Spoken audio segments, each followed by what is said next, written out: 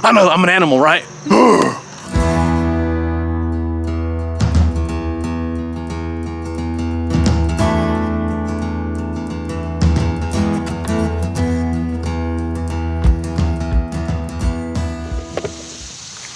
Hey, how's it going, everybody? Welcome back to Art of Creation Homestead.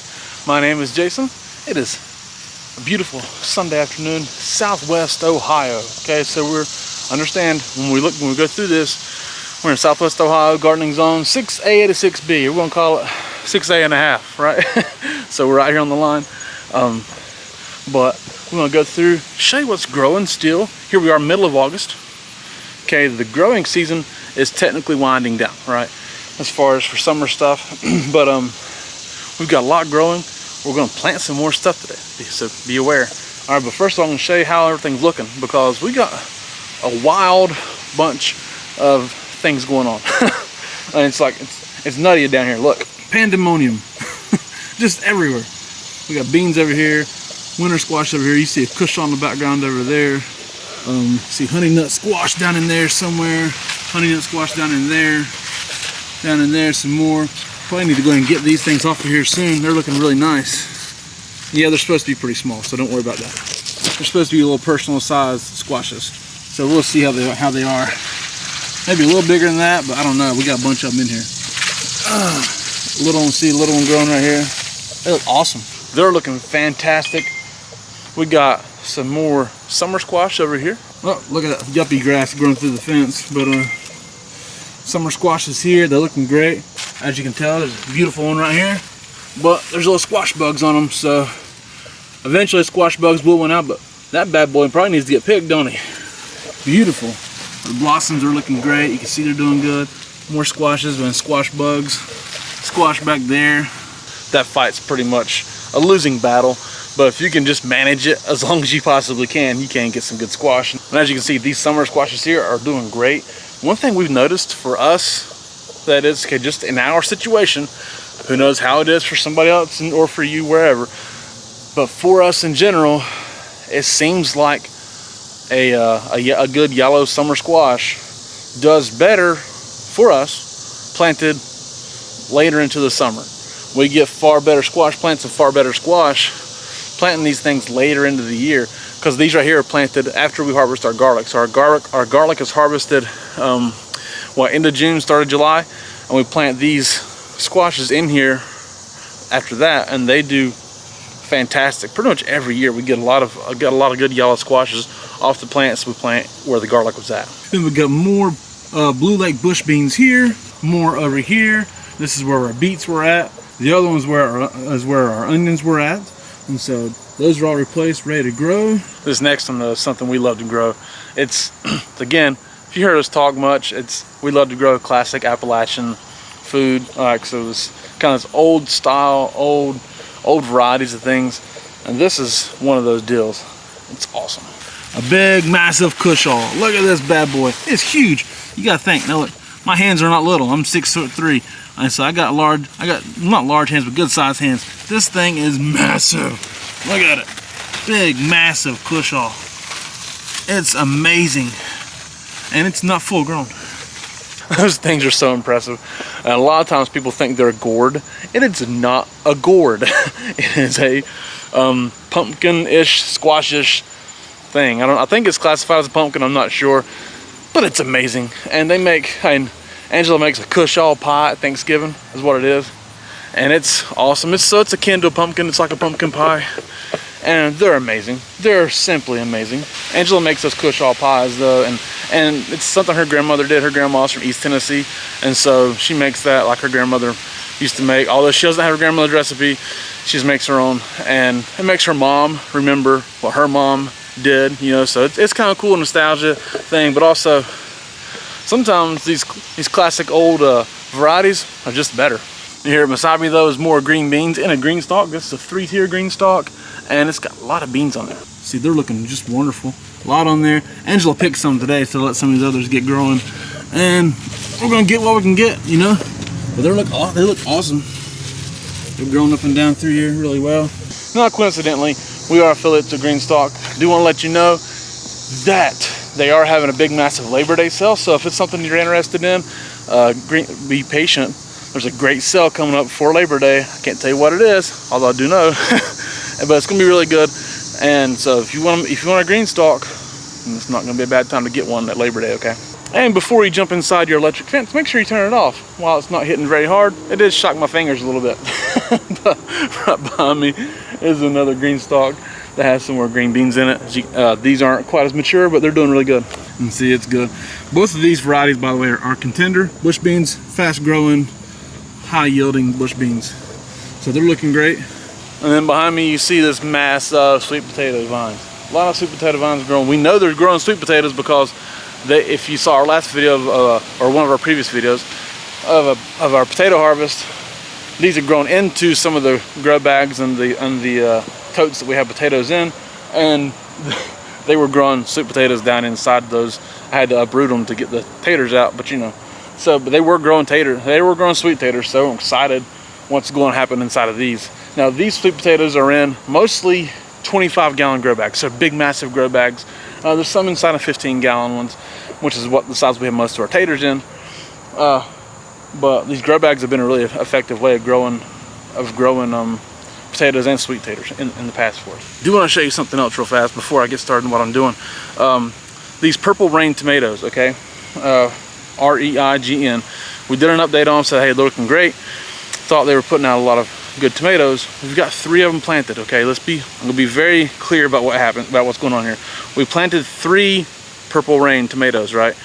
We knew what we planted, we know where they are at. You know what packets they came out of. We're very clear on what we planted. We got 1 Purple Reign tomato. See, what's sad here is that this is supposed to be Purple Reign. It's obviously not. This was supposed to be Purple Reign. It's obviously not. This was supposed to be Purple Reign. It looks like it might be. See? It's looking good. We thought we were planting 3 Purple Reign tomatoes. The seeds all came out of the same pack. I planted them all at the same time. They were very clearly labeled. We're pretty confident in that idea. Somehow we've gotten 2 plants that are not. I hate to say where we got the seeds at, but sometimes the seeds are, I mean, if you look back at our videos, you probably can see where we got the seeds at. But I don't want to just bash somebody, but be very careful. Some of these seed companies that have been good in the past, they charge you a good price for high quality seeds. Hey, maybe they're not the best quality anymore. So we may try the Purple Reign again, but get the seeds from somewhere else. More beans over here in these raised beds, and beans over there that were a lot fuller, but we got another rabbit coming through eating his weight in beans. This has been like Year of the Rabbit for us, guys. Rabbits and some kind of tunneling critter that has gotten involved in a lot of our peppers and other root crops. So we've had a lot of issues there, but we're still having a great year. Behind me is some popcorn. This is mini blue popcorn and the strawberry popcorn over here, I believe. It's very, very healthy. We love growing popcorn. If you've seen, we had a video last year about growing popcorn and harvesting it and what it looks like and everything. And it's so delicious, so tasty. And this is really producing a lot of popcorn here. The ears aren't supposed to be very big at all, so this is not alarming if they look small like this. But there's several on here. A lot of these stalks are trying to produce like 3 years on each one, and that's more than okay with us. That's a high yield. That's probably maximum yield you're gonna get out of these things. Here's the tomatoes we planted for a fall harvest. Hopefully they make it. This one's falling over in the wind. I'm gonna see what we can do to hold him up. But they're doing really good. Really, really good. These are all Romos, except for maybe one of these. One of these may not be. But these are all subarctic Plenty tomatoes, okay? They're already blooming. You can see right there behind it. Right here's some more blossoms on them. Looking good. Hey, we never grown tomatoes like this. We never planted them this late. And we've never grown that subarctic Plenty variety. It's supposed to put out tomatoes in 50 days. Okay, so we got more than enough time for these to produce, and maybe a few more. And one of the most unique things you can grow, Tromboncina squash. It's huge. I mean, look, here's my arm. It's massive. That's a delicious squash. It's called Tromboncina, I believe that's how it's pronounced. I guess, I don't know. But it's delicious. They get huge. They get like really long. They can grow in funny shapes. Since that one's hanging down and it's trellised, it'll pretty much grow straight down. but they can curve around and things like that. We've grown once before. They are awesome. They can be used as a summer squash or winter squash, I believe. It's a fun one to grow. Oh hey, real fast. Remember those fig trees? If you guys watch us, we got rid of some fig trees that had died off and planted some new ones. Well, here's the ones that died off supposedly, and look, it's growing. I noticed out here one day they just started growing out of this root ball that's laid here that I was going to destroy. So we may try to figure out a way to get this root ball planted back in the ground somewhere. And figs are delicious. We grow as many of them as possible because they're so good. It's a dessert that you can grow on your property. It's awesome. But enough of all that stuff. Let's get started on our work. Okay, so here we're gonna plant some carrots in these grow bags. Now what I want to be clear about is all this dirt that we're using inside of these grow bags is dirt that we just got out of the containers that were from where we harvested the potatoes. All right, if you saw our potato harvest video we put up on Saturday, okay, then all this dirt is reused from those containers. Okay, so we grew taters in that dirt. Now we're getting ready to grow some carrots in that dirt. We're gonna have some scarlet nanties. All right, we're gonna plant some of those in a 10-gallon bag. We're gonna plant new Corotas. Okay, this is our carrot of choice because it's so consistent, it's so rock steady. We grew these last year, harvested them in November. All right, and we had beautiful harvest. There's a video on that, and we might even show you a picture maybe around here in one of the corners. Okay, because they're beautiful carrots. We got some beautiful carrots out of them. And this one here, the Kyoto Red, we've wanted to grow them before, but they do not like warm weather at all. They're a fall planting carrot only, at least in our area. Okay, and even Baker Creek even says that in the back. This is not for spring planting, but they're supposed to be like 12 to 18 inches long. Okay, so they're supposed to be big carrots. We're gonna put them in this 15-gallon bag it's a little deeper. So we've already refertilized this dirt. Again, if you've grown something in that dirt, you're gonna want to refertilize it. So we put a lot of fertilizer in it, some basic organic granular fertilizer, some bone meal and some kelp meal, because root crops like these need more phosphorus and potassium. So that's bone meal and kelp meal, okay? Then they do nitrogen. They need nitrogen, but need more phosphorus and potassium for these crops. So we've heavily fertilized these bags, and we're gonna get to planting them, okay? Now, planting carrots can be a little tedious.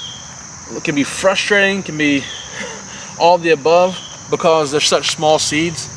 So I've done this method before of just staying on my knees, putting one carrot seed down forever, but it is ridiculously tough because on your legs, because these seeds are ridiculously small. See, these are actually bigger seeds than some.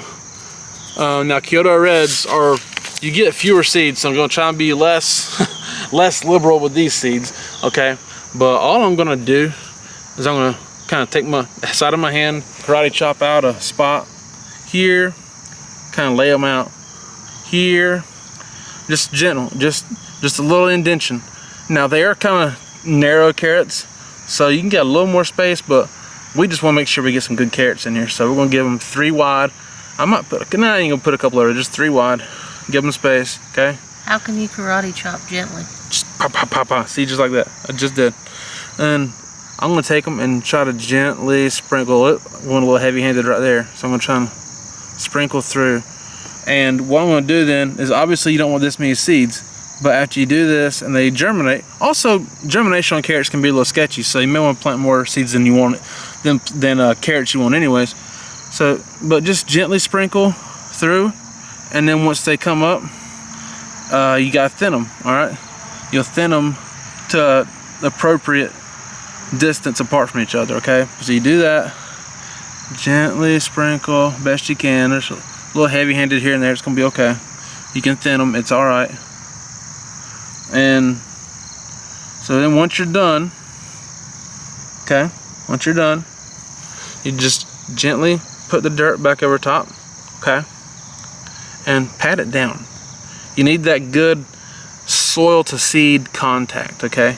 So just gently, they don't need to be deep at all, okay? Do not plant them very deep, and then pat it down, and then water them. Obviously you gotta water them really good, but don't water them so hard that the seeds are washing out. Okay, but then once those germinate, you're gonna want to thin them to the appropriate distance apart, and then probably bring some dirt up around the necks of the plant as well. All right, and as I may have alluded to before, we planted some more tomatoes, okay? These 4 tomatoes we planted are the Subarctic Plenty that we also have in the garden. We've never grown before. They're supposed to grow super fast, and you're supposed to be able to plant them in tighter quarters. So that's what we did. We planted them in tighter quarters. I know, it's terrible. I'm stupid. I planted them too close together. I planted them in the middle of August. Yeah, doesn't matter. I'm growing some dang maters.